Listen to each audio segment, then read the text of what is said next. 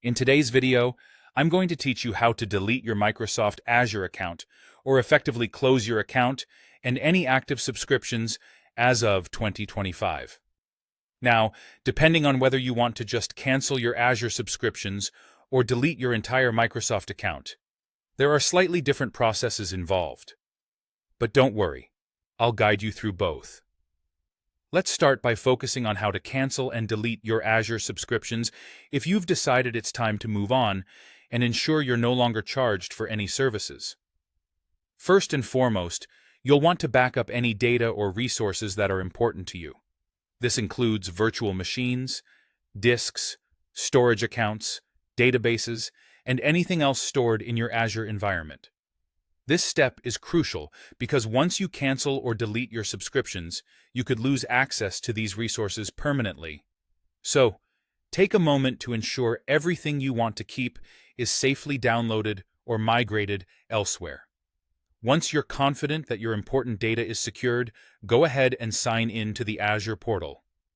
From there, head over to the section labeled Cost Management plus Billing. Here, you're going to look in the left-hand menu for an option that says Subscriptions, or sometimes it might say Azure Subscriptions, depending on your account. Select that. Next, find the subscription you want to cancel. Once you've found it, you should see an option at the top of that page to cancel, or simply a button that says Cancel Subscription. Go ahead and follow the prompts from there. Keep in mind, if there are any active resources tied to the subscription, you might be warned to deal with those, either by deleting them or turning them off, before you can fully cancel your subscription. After you've canceled your subscription, the good news is that billing will stop right away. However, the subscription itself still exists, but now it's in a disabled or canceled state. If you wish to go a step further and delete the subscription entirely, you can return to the portal once all the necessary conditions are met. This means ensuring all resources have been removed and waiting a short period. Typically, the delete option becomes available around 3 days after cancellation. If you opt not to delete manually, Microsoft may take care of it for you, usually about 90 days later.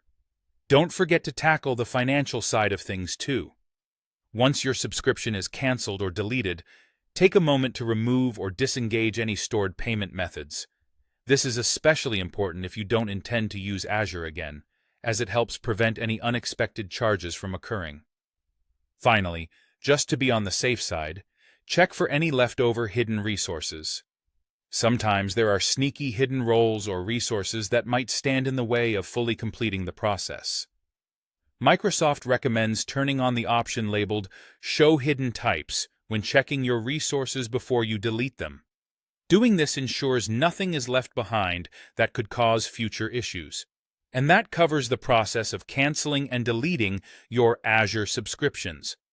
I hope you found this guide straightforward and helpful as you navigate through closing down your Azure account services.